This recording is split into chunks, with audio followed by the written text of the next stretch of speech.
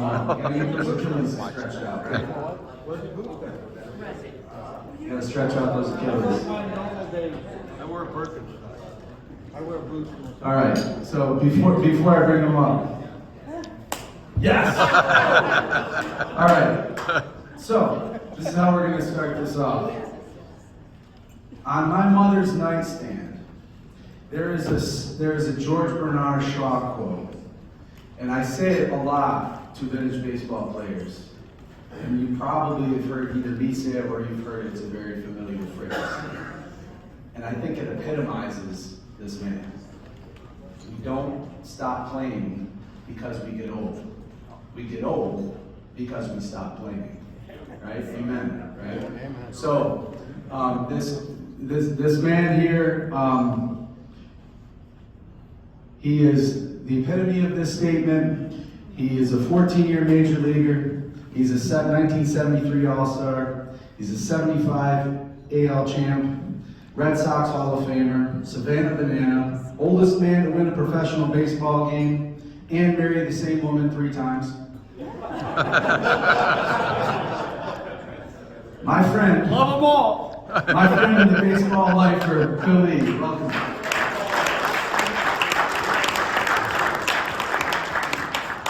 So, Don't let gravity get a good shot at you.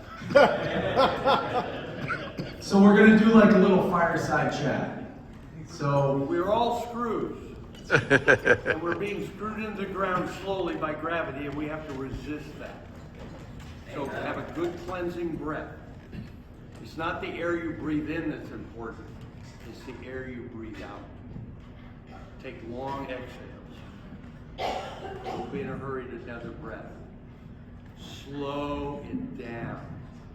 Slow the ball down. And then you can be Manny Ramirez. check that mic.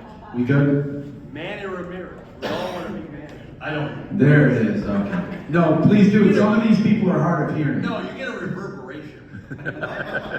All right.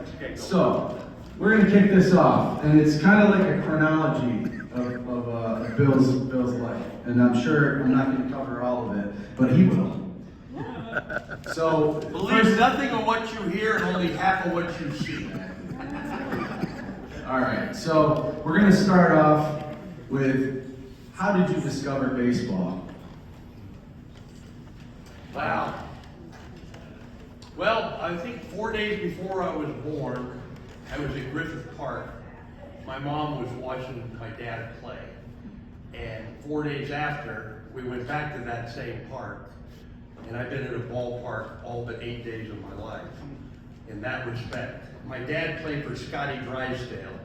Don Drysdale was the bat boy. And when I was 6 or 7 years old, I used to chase jackrabbits around at night because they were uncoordinated. I could catch them. You can't catch a cottontail, but you can catch a jackrabbit if you're smart. And I was around a ballpark, and I remember after the game, my dad would drink beer, and he'd take me to Foster's Freeze, and I'd get a chocolate malt. And when you live on malt, you're eventually going to drink beer. So as we go here, I've put together some slides to kind of jog your memory, of course. Oh! And so, of course, let's talk about one of the things when I first met you, Bill, over the phone. You went right into talking about your hand. So why don't we go there? I'll tell you what. I showed that picture to a girl that's lives in Italy, and she's a world-class hardball player. Can't remember her name exactly. And I showed her a picture of me and Annabelle, and she said, "You have the same takeaway slot as Lefty Gomez."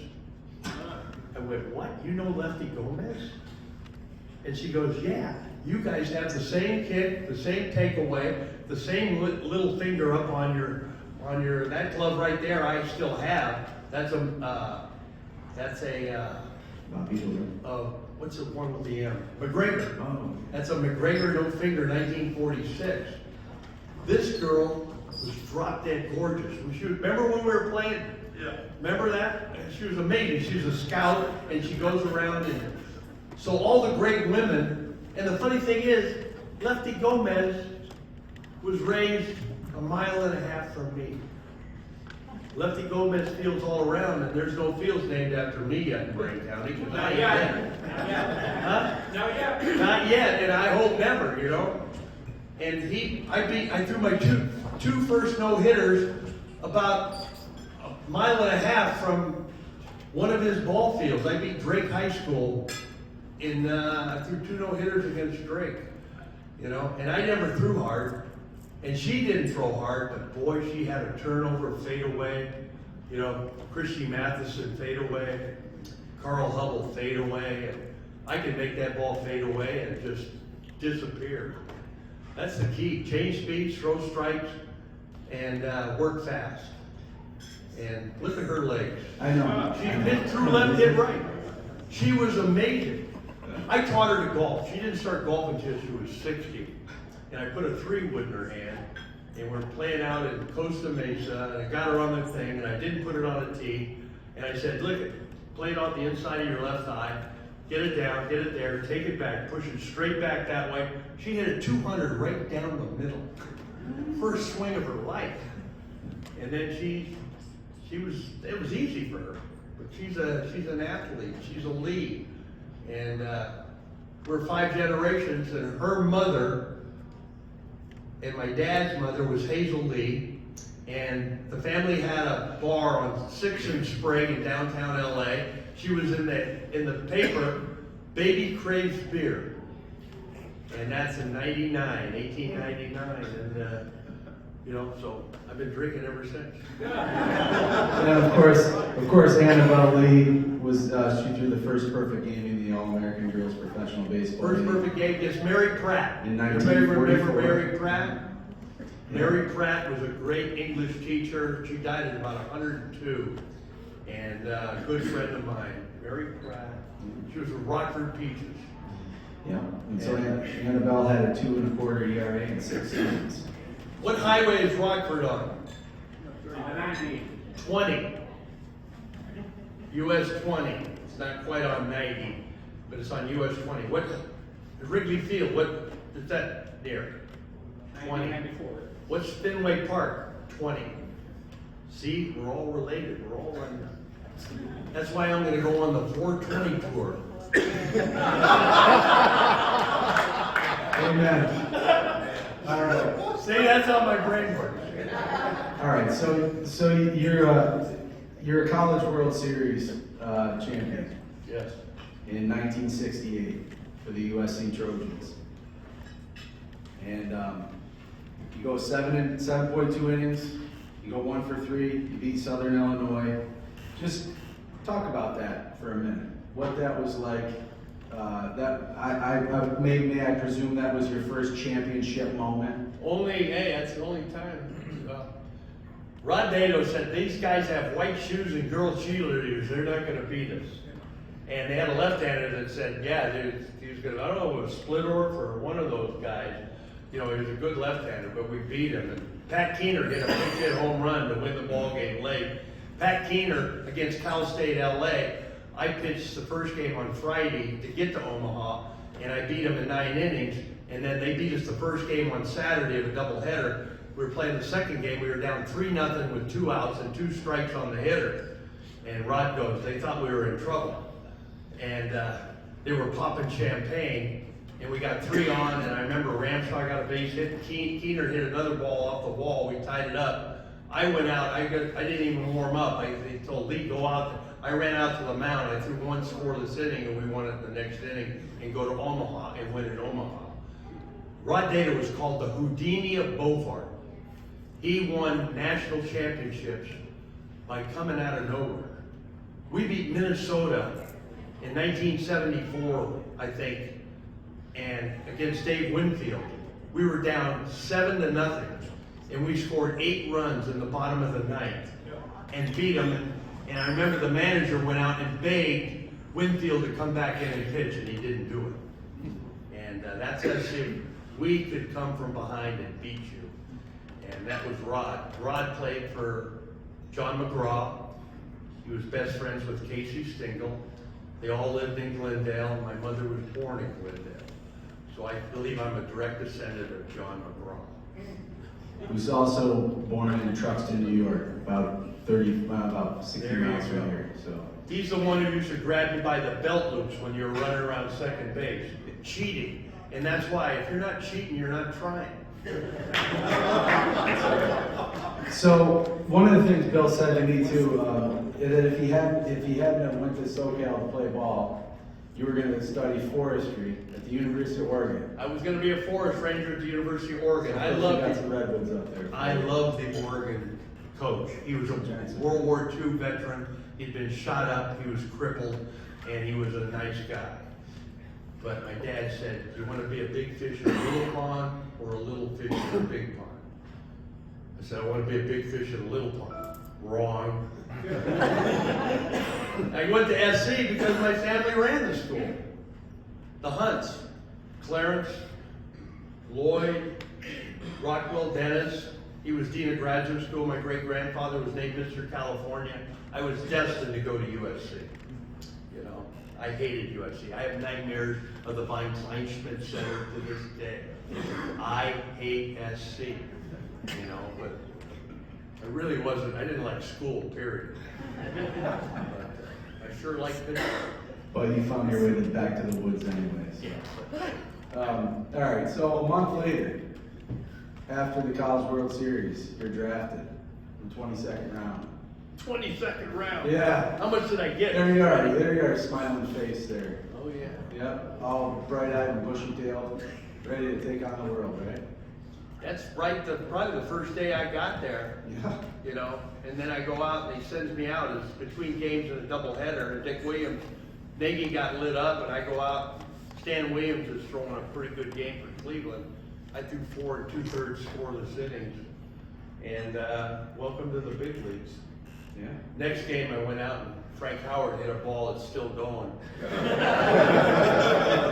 So before you got called up, though, you played where? Pittsfield, right? You went Pittsfield, to yeah. Wacona Park, right? I lived in a ski chalet up on the Green River, just north below Williamstown, where the watershed changes and heads down to the Housatonic. And I would catch brook trout and eat them, and then go. I had a pregnant wife, and I'd go play ball. And I got called up to the big leagues. Drove down in my '62 Chevy with 187,000 miles. You know, fill it up with oil, check the gas. And I got to Fenway Park, and I couldn't find the damn park. I drove by it 3 times. So I parked the car and walked to it. Left my pregnant wife in the car. Then we went back, and they came and got us, and we had lunch, and then I wanted to take a nap. But then I ended up pitching the second game, and that's how they did it back then. We played split double headers. Tom would bring in the press, and we'd bring in the visiting team and get them and feed them a T-bone steak, and hopefully they got lethargic too. What's your fondest memory of being down on the farm? You weren't there long. Wow. Yeah, no, hey, my fondest memory was Rack Slider, who wouldn't let me pitch when I got out of USC after winning the College World Series. And they say he's fat, he's out of shape, he's a college kid. His name was Rachel, don't call me Rachel Slider. He was an ex-Marine, and he hated me. And then I remember Neil Mahoney and the other guy came down and said, "Why isn't Lee pitching?" And he said, "Well, he can't pitch at this level." So they gave me the ball in Wisconsin Rapids. First hitter got a base hit off me. We doubled him off, and I retired the next 25 in a row. Goodbye, Rack Slider. Rack, you were right about one thing. I don't believe it belonged in this league. And he hated me forever. It's you can't take a joke. And then I go to Winston-Salem, and I threw a one-hitter my first game there. And I looked at all these Susan Sarandon women chewing tobacco and dipping stuff. And I go, wow, it's just like Bull Durham. You know, and then I end up living it, and Ron Sheldon does the movie, and he ends up taking all my quotes from my book for Crash Davis. When you listen to Crash, when he's going out and talking to LaRouche, those are all from my book. And flattery is Plagiarism is the highest form of flattery. Well, pretty cool that you got to come back. We'll get back to Wacona Park a little bit later. Oh, I love Wacona. So, Especially when the sun sets in center field. If you're a right-hander, they can't hit you. If you're a left-hander, you know, you give the hitter a little bit of a look. But remember that time? You were over there when they closed the game down? They used to stop the game for 20 minutes while the sun set. That's why you always were hoping it was a cloudy game, so you get home early. But that's Wacona. yeah, and so of course, also, those who don't know, Pittsfield's also recognized as the first place that baseball is mentioned in America in 1791 in the town record. Yeah. They were putting out No ball play. right, no ball play within a certain distance of the town buildings, so they're putting out the windows. So that's something that was discovered.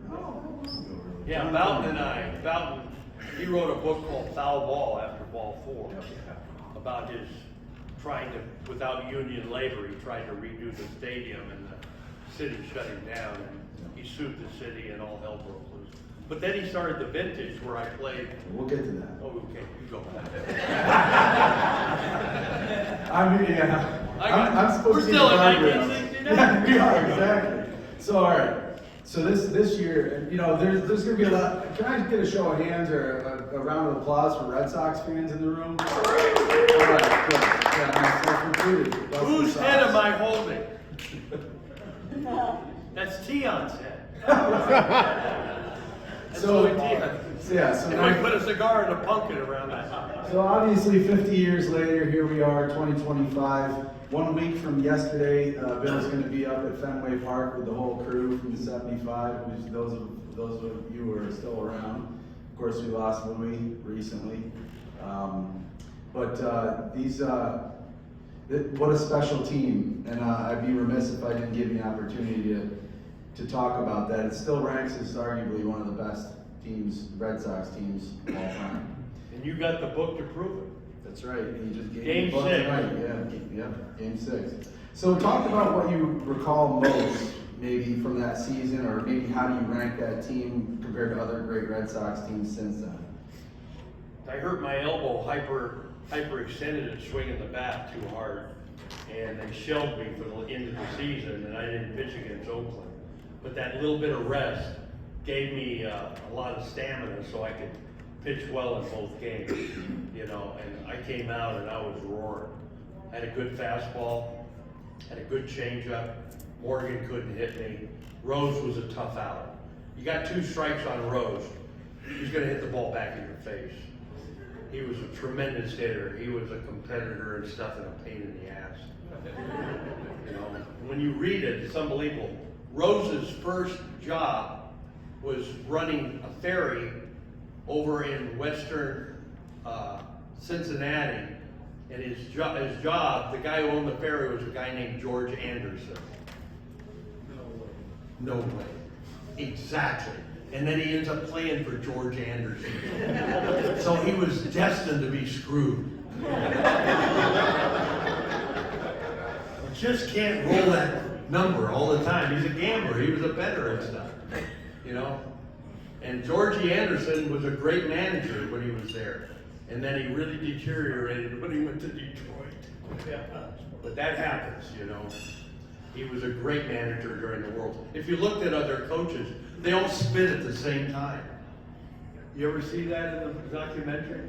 They all spit at the same. They were all together. Our staff was, I mean, Darryl Johnson was falling out of trees and landing on his feet for his whole lifetime.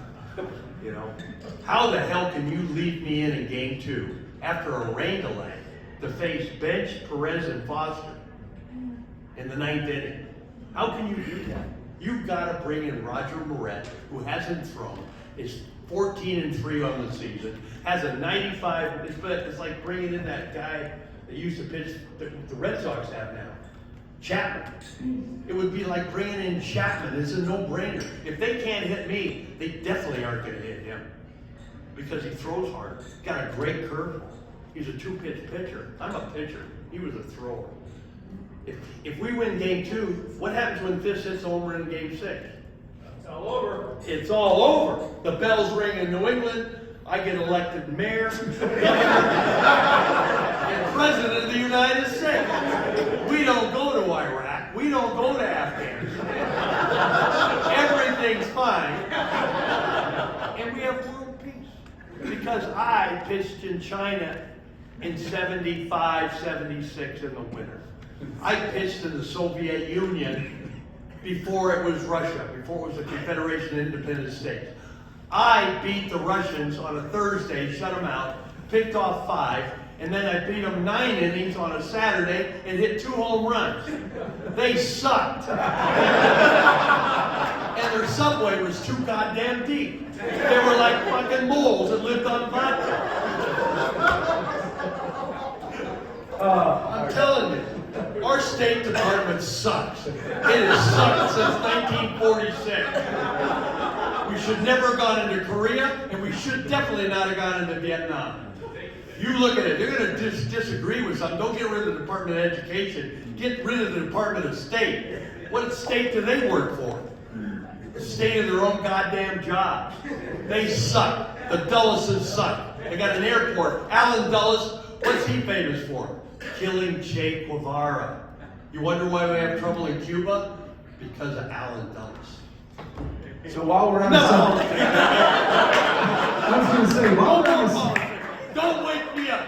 Yeah. I was going to say, while we're on the Let subject, sleeping dogs fly. yeah, I was going to say, while we're on the subject of rivalries, because you were on the Soviet Union thing, so the rivalry of the Yanks. Of course, I became a Red Sox fan in 1986, and of course the rivalry. Yeah, You're a kid. I am.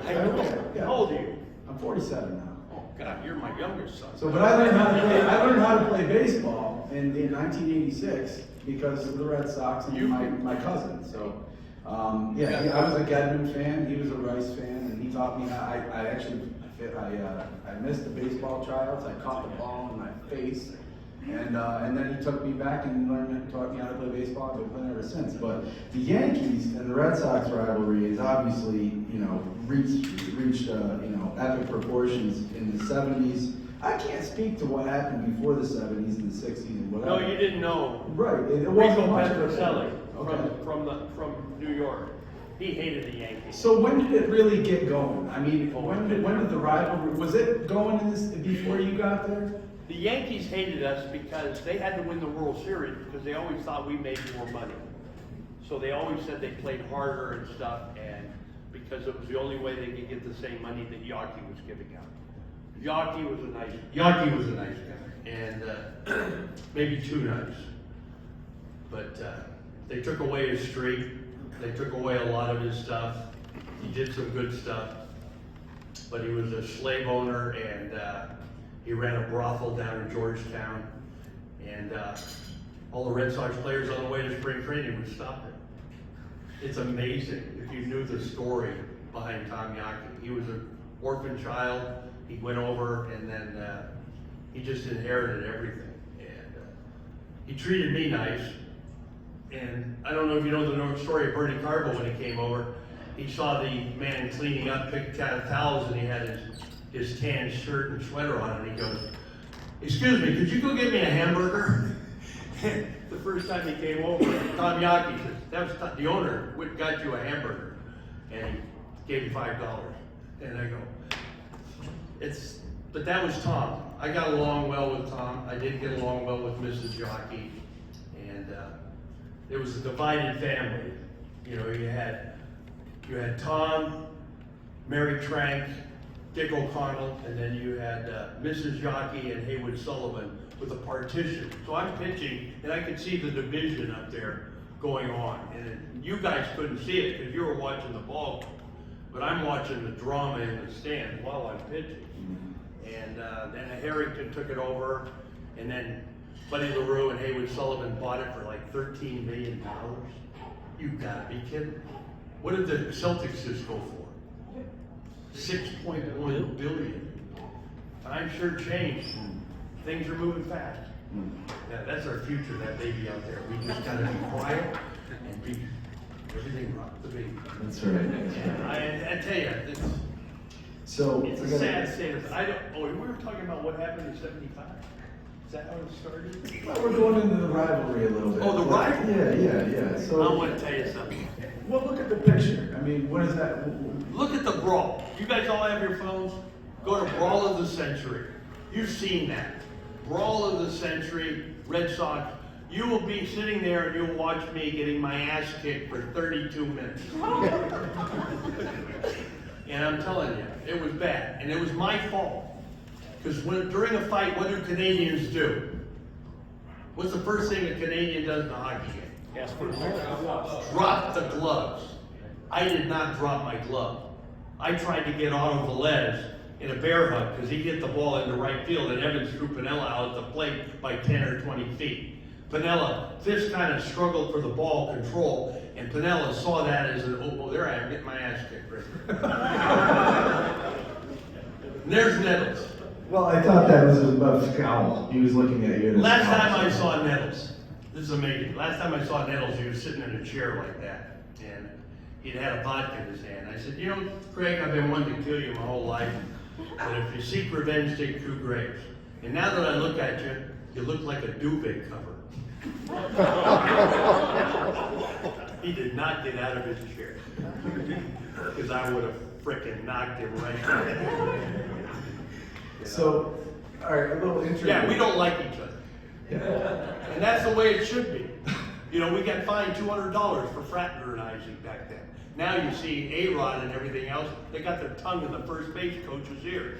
You know? So, a little interlude. One Billy story I've heard from a friend in a vintage baseball community. He said he went to Fenway Park once and had a pregame warm-up. You were hitting fungos through yourself. Good story? All the time. No one would play with me.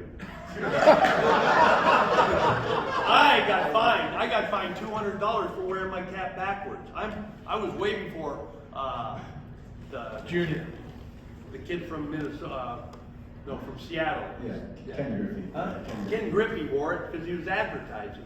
I wore it for practicality because every time I hit a pop fly to myself like this, and then I'd pick up my glove and run and catch it behind my back, my hat would blow off, and then I'd have to go find my hat. So I learned to do it this way, and that way I never had to pick up my hat. I'm a pragmatist. I'm a minimalist, you know, and I would catch 10 fly balls in a row and catch the last one, especially if I hit it straight up. Then you turn around backwards, you watch the backspin come, and then you duck your head and catch the ball behind your back.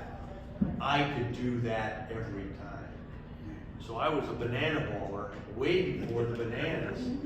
I made a That was your tryout. I mean, yeah. Come on. I made a double play, ground ball to second to short, first baseman was off the bag, and I ran across the bag and caught it behind my back in the big league. And if you've seen me, I made plays behind my back all the time because I had a bad right knee. I always fell off to the right. I always had to catch the ball behind my back because I had a torn medial meniscus my whole career. I never had it repaired. I heard it my junior year or my senior year in high school, and I played with a barrel cast for a while. And when I took the cast off, my knee was weak. So when I throw, my knee goes like this, and my ball goes like this. And I don't know where it's going, so how the hell can the hitter know where it's going? And it would go different speeds too. I would throw an 87, 78. It would just, and then sometimes I'd throw 91, 92 inside. So I was, in fact, the what was the team? Minnesota. I went 11-1 against Minnesota lifetime. You can look it up. You know why? I threw at Rod Carew every time. And when you throw at Rod Carew, he said, that guy's crazy. The other guys wouldn't stay in the lineup and stuff. So I was 11-1 against Minnesota just because they thought I was nuts. All right, so here we go. We're on to so you're released in 1982 at the Expos. Yeah. And Sticking up for Rodney Scott. sticking up for Rodney Scott. Talk about that for a minute. It was tragedy. Yeah. They got rid of Dick O'Connell. I mean, not Dick O'Connell, Dick Williams. He was our manager, and they brought in. Who you knew from previous days in the South. He brought me to the Expo. Right. He brought me to the big leagues. He brought me to the Expo. He knew I could play. He knew I could win. He knew I could pitch. Is Dick Williams in the Hall of Fame? Yes. Yes. Is Jim Fanning in the Hall of Fame? No. Simple answer. Jim Fanning was the worst, you know, and he came out and gave a meeting in 1982, and he said, we lost to the Dodgers the year before in the playoff on Rick Mundy's home run because he didn't bring me in. I was warming up and he didn't bring me in the ball game. And Mundy hit the home run. Mundy ain't gonna hit me with a paddle, you know. I'll throw him a sinker down and then he'll fall it off his shoe, and I'll throw him a sidearm slider. See you later, you know. He cannot hit me. And we lose that ball game on Rick Mundy's home run. Steve Rogers came in relief. Shouldn't have. I should have been in there. And the next year, we get off pretty good. I mean, I threw 12 innings. I had 1 walk, 8 strikeouts, had a 4.5 ERA, and getting relieved. The year before, 81, I had a 2.79 ERA. I hit 348, and we almost win the World Series, or get to the World Series. So now we have a meeting, and Jim Fanning comes out, and he starts throwing chairs around. He goes, "You guys can't handle with the Dodgers. They're a class team. You're a bunch of losers, and I got a pair of boxing gloves, and I'm not to pair them on and fight any of you guys." And I stand up and I said, "Me first, you asshole."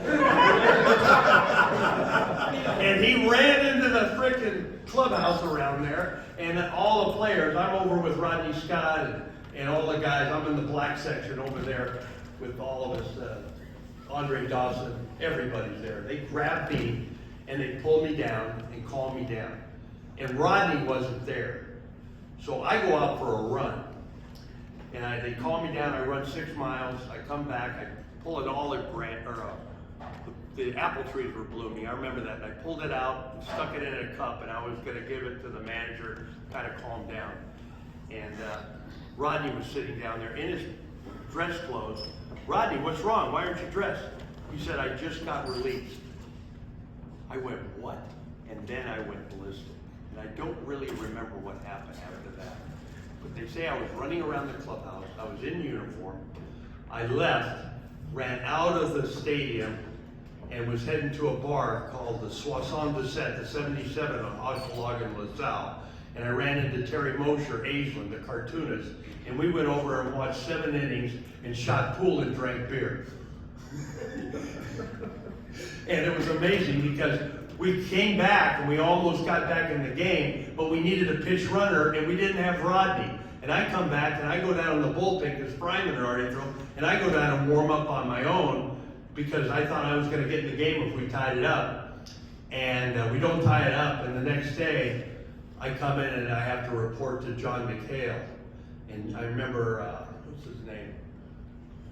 He was called the Hammer. John Milner gave me half of his sandwich. And Milner gave me, he said, "Bill, you're going to need this." I was kind of hungover, and I go back in and I'm sitting down eating a sandwich in McHale's office because I'm a locksmith. I can get in anywhere. So I'm sitting there and McHale comes into his office, turns his light up, doesn't even see me sitting on his rug. And he goes, "Holy cow, how'd you get in here?" I said, "Through the door."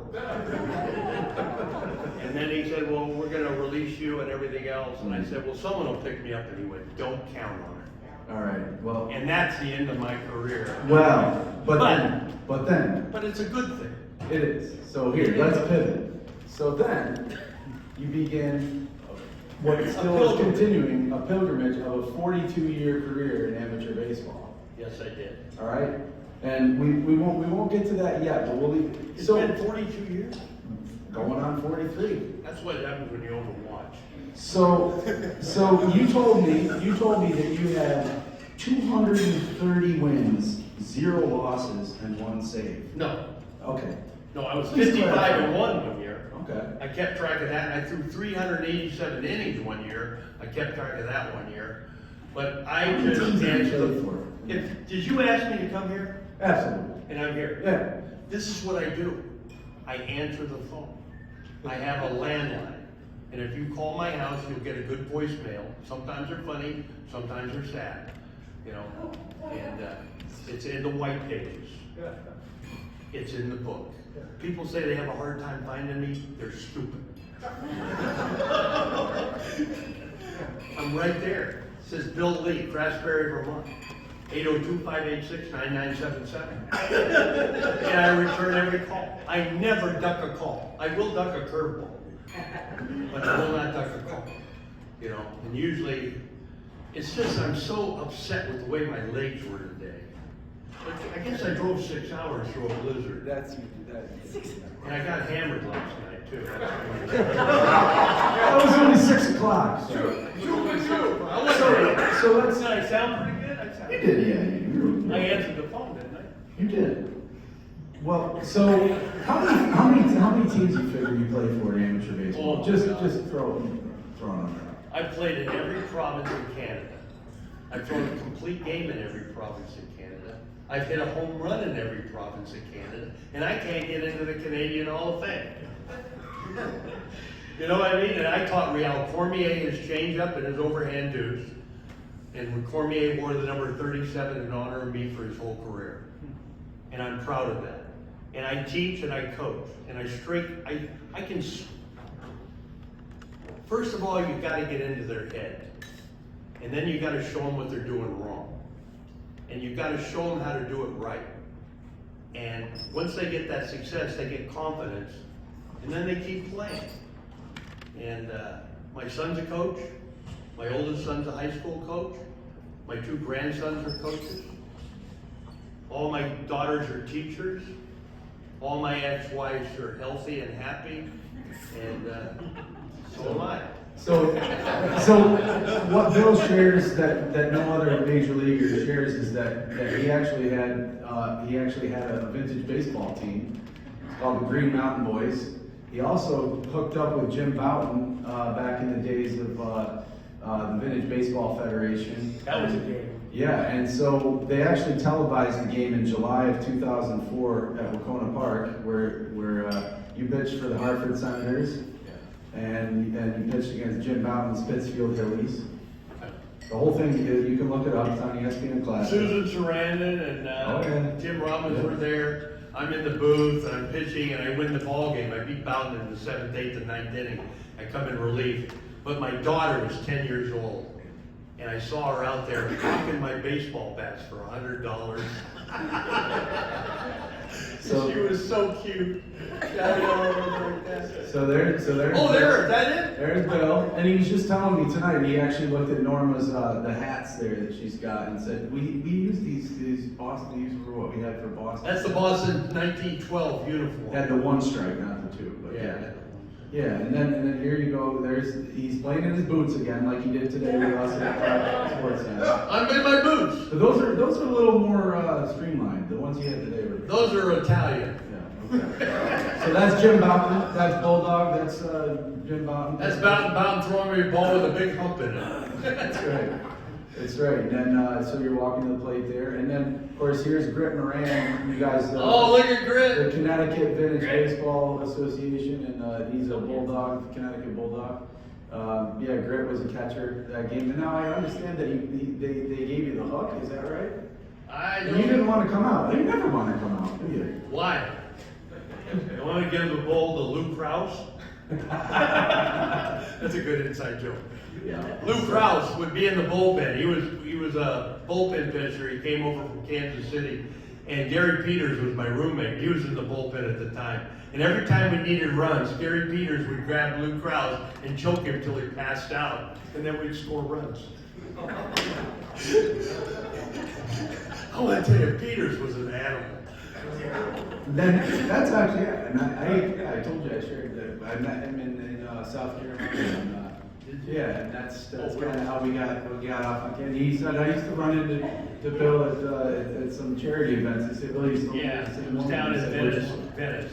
Yeah. He passed away. Yes, he did. 1963 Rookie of the Year with the White Sox. He was all-star and everything. So we'll go forward here. So commercial break. Oh, there I am. So I just had 5 of them put back in. I've had them knocked out 3 times. Quick commercial break.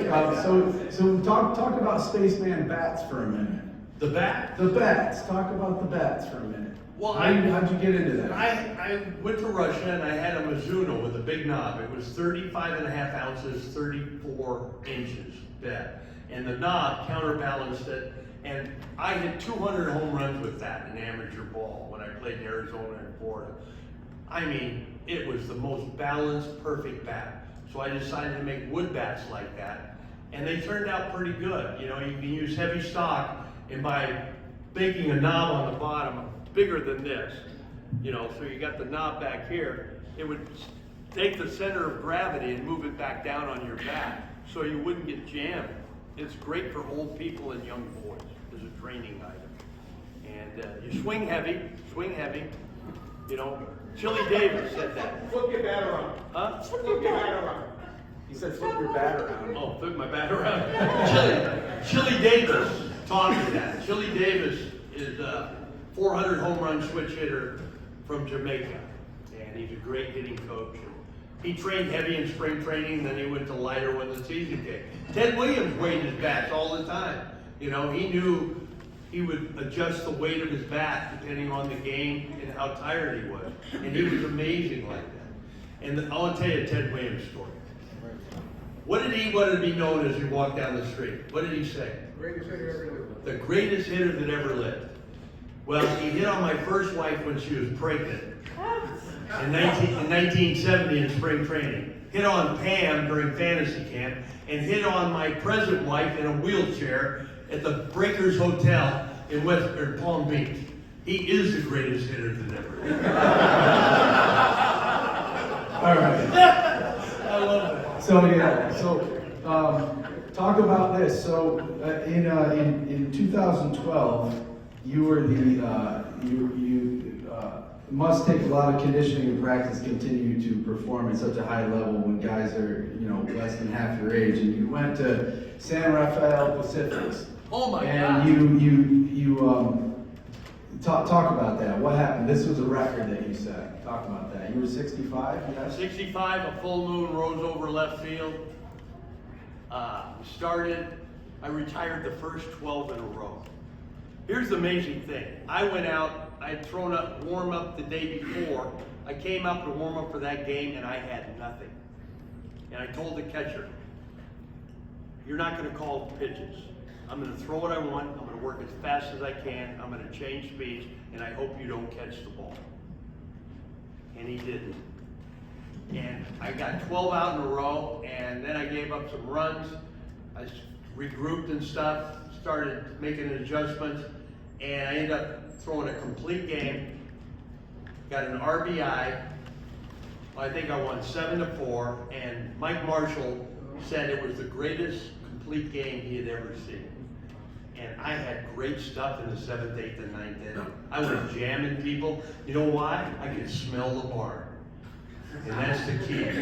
The key is to don't give the ball to anybody, work fast, control the tempo of the game. And I had good legs back then. You know, I prided myself in not getting out of shape, running all the time. I like that picture with that white hair. Yeah. Yeah. All my ex-wives, they say, you look better shaven. But Well- I'm lazy. But the funny thing is, I have good stuff. Even when I play in senior league here now, I won like 10 national league championships. I had good stuff. Yeah. I need to hydrate. I have problems with electrolyte problems. I've had 3 heart attacks. We'll get to it. But that's, you're getting, okay. So, look at that picture there. What do you think? So, Savannah Bananas. First of all, how It how didn't that hurt. It didn't hurt. If that's dying, it's pleasant. That's all I can tell you. If you have whatever I had, it's a good day to die grandfather. It's a good day. It's Little Big Man. It's Dustin Hoffman and Chief Jan George. You know the movie? It's a good day to die grandfather. And I live my life. I wake up every morning like that, and that's a defibrillator on the right side.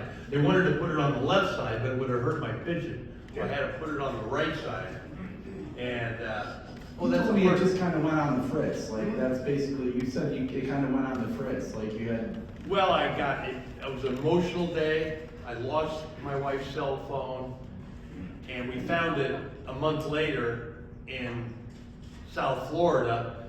it had slidden off the roof, went down the screen, it was in where the windshield wipers were. But it was black and you couldn't see it. And it was waterlogged and didn't work. I'm going, what are the odds? And that's how I had the heart attack. I got that, I had a shitty haircut, I got into a fight with my wife, she went out and started drinking, I went to the ballpark, I couldn't find her, I went back to the hotel, the door was locked, I went back to the ballpark, third time, I warmed up and had a heart attack. Just slow down, don't do that shit. You know? It's like, but it was funny, I'm in the windup, I'd thrown a pretty good fastball, I added a little, and Matt Wolf is my catcher. He's a first responder fireman from Oklahoma City. And he sees me wind up, and I drop. And I land right on my ass on the mound, he said, and then I roll over backwards. He runs out, he says I got a pulse. And then it was first responders night at the ball game. So they all ran out, threw him to the side and started beating on me. Then they defibrillated me, and I wake up, I sit up, and I go, wow. And they go, you know, who are you? Where are you? And I said, I'm in Savannah, I'm in the bullpen. I said, I just dropped. He said, well, you had a heart attack. I said, didn't feel like a heart attack to me. You know, he said, it felt kind of nice. You know, and so they said, can you stand up? I said, well, help me up. And I stand up, I wave to the crowd, you know, and I walk to the thing. They put me on the gurney and they take me a block and a half away to the hospital. And I laid in that hospital room all night in a damn Bananas uniform. You know? Yeah, was that a hotel room there? No, that could be the hotel. No, I don't know. I was like, boy, if they're putting you up in a hotel room like that. No, they were nice. But I only had for a pillow, they gave me no sheet, and I had to use my glove as a pillow. I remember that. And then in the middle of the night, I got up late, something happened, and I took my thing off and I threw it out in the hallway because it was wet, and the nurse said, Mr. Lee, you're not allowed out here. And I go, you want to dance? So, I remember that, and then the next day. Oh, there's your friend. That's, So when I started talking to you, Bill, you had just went to Dartmouth Hiscock and they figured it out. So they knew I had a blockage in my circumflex artery, and they didn't see it because it's in a tough spot behind your shoulder blade, and it's on the back side of your heart, the dark side of the moon, and it goes down your coronary artery. And see how she threw that ball? She's a lefty. Here's the amazing thing. I go to the hospital, and they recognize it in Worcester, my third heart attack, and they can't fix it. And the guy's name is Fisher, and it's Labor Day Friday at 4:30. Bad time to do an operation. So he fails, and I said, you're right-handed, aren't you? I'm watching him go. He can't get on top. I said, you need a left-hander. You got to have a breaking ball. You got to get up and get down in that thing if you're going to step me. And I said, the only person here is laying on the goddamn table. And he stopped and pulled out and sent me home. And then the Mass General got involved because they're all related, and they go, we can save you, Bill. And Dr. Januzzi said, we got a 98% chance success rate. Well, they failed. And now they failed, and I said, I need a left-hander with little hands. Dr. Min, who is a partner with the guy who installed this, from Savannah, they went to the same Cleveland Institute. He said, I think we can fix you, Bill. We got an idea. And Hannah Shadry came into my room on December 1st and grabbed my hands. And she goes, Mr. Lee, this is a difficult procedure, but I think I learned from their mistakes. I said, I'd go for that, you know, because I thought they made mistakes. And she goes in, and on December 1st, she saved my life. She opened up that artery, stented me, and this is her throwing out the first throwing out interview at the and this is the amazing New thing. Hampshire Fisher She Camp? has never picked up a ball. This is great. I want to tell you.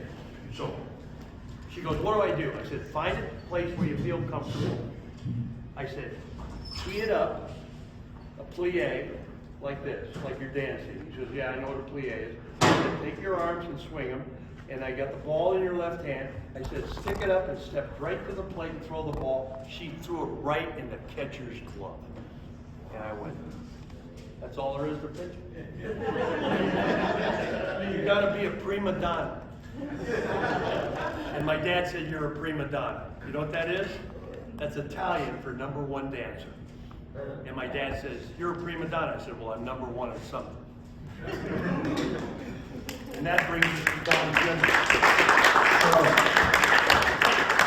I want to close up with, you've always been an advocate for women in baseball, and this is something that's kind of important, you know, to me and to others in this room too. Yeah. And one of the things I love about what we do in men's baseball is it's all co-ed, it's all very open, inclusive. It should be. And so this is Elise Berger, and you know her. Oh my God, that's her? Yeah, so she came and played with us last year in Fleischman's. And I just wanted to talk to you I about. was with her and her dad. Yes, I know this. So, you know, It's older. she's now pitching for Bard College Yeah, I heard. in Hudson Valley in D3 ball. But you've been her mentor as well as other female pitchers, and so I'm just curious. Do you think that we're going to see anytime soon females in pro ball? No. Okay. They're built differently. It's not a race thing or a sex thing or anything like that. It's just the configuration of their hips. They can't decelerate properly, you know, and it's the nature of things. I think you will get one that might be able to catch and stuff like that and hit and chew tobacco and do that. But, you know, but I don't know. I mean, that girl from USC that played third base when I was down there. And I'm sitting with her father, and her father said, close your eyes and listen. And you can hear the ball pop when she throws it. Yeah. I said, the other girls can't do that. And I mean, she may be able to pitch, I'm telling you, but look at these major league hitters. I mean, they chisel, they make a lot of money, and they don't do anything else but play baseball and stuff. But I think they should have a league of their own. They should play and everything else. And I think boys that can't, you know, the professional level is difficult. But I will always give them a chance. I will always give them the opportunity, you know, until they fail. She was a female athlete of the state in 2023, I think, and she won basketball and Vermont. Yeah, wow. She won basketball and baseball state championships. Her father's so proud of her, and I said, you know, don't worry about a thing. She's fine. You know, Matt Wolf, my catcher that saved my life or attempted to, his wife pitches for the Bananas and closes, and she plays on that elite team that Kevin Martin runs and stuff in New England, and they've won. I mean, Sherry Satriano, she was with the two knuckleballers, the Silver Bullets and teams and stuff. You know, there's some girls that are just perfect defensively and everything else, and they make great plays. You know, and I hope the league goes. The key is the owner of the Durham Bulls is a multimillionaire, and his daughter likes hardball. So he's putting his money behind backing her and stuff and trying to do it. And good luck. I just love that picture of Hannah. Where did you think? That's amazing. Well, they did a great piece on WMUR, and that's right. I heard that. I haven't seen it. I'll send you the link. Yeah. So look at that. No, look at so that. there he is. This is. That's my front yard. American coffee. coffee. No, I'm sure it looked a lot different yesterday. That's late summer. That's my field before they haze it late, and that's that right there. To the right, at the right corner is where Ken Burns stood when he said we were going to film it. He filmed Raspberry Common. He said it's the perfect spot. He said it's going to be shitty, and he goes, "Why is that, Bill?" I said, "That's my septic tank."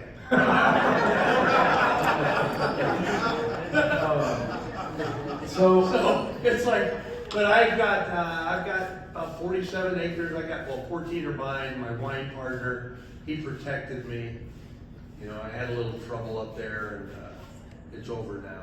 But that's Eligo. That is the start of Lake Eligo, one of the lakes like your lake right here, and the Black River drains into Canada. That used to be part of Canada before the War of 1812. And the way things are going right now, the Canadians are pissed. Our library up there has been isolated. Half of the books are in Canada, half the books are in the United States, and the American border guards will not let the Canadians into their library. And that's bad. And during the winter, I go up there during COVID, and in the winter, I would hit golf balls across the river into Stansted at the pizza parlor, trying to get their attention. All right. Well, That's the way we are up there. There's a line, literally a line, and the street that it's down is Lee Street. I'm going, you can't make this up. It's unbelievable. And then there's a pool hall in New York. I don't know if you know it, up there on the Quebec border. And half the pool hall is in Canada and the other half's there. So that'd be a great place for a fight. all right. So take us out here. What's next? What do you got planned? What do you have another 80 and over baseball tournament, or I've signed on to play 80 and over in Florida. See, you're only as good as your last game. You know, and I played today, and I sucked. So, but the game before this, I won the 75 and over championship in Florida, and won 4-3, beat the #1 team in the nation, which I beat 2 years earlier to win the 75 and over in Arizona. So this team hates me. They don't even shake my hand after the ball game. And I just can't wait to pitch against them. You know why? Because what you do, they got a left-handed gynecologist that leads off. And he played for me when we won the 55 and over out in Arizona. And I'm going to drill him right in the ribs. We're going to get this game going. He didn't shake my hand, but I'm going to shake his ribs. well, you just want to live to play, you know?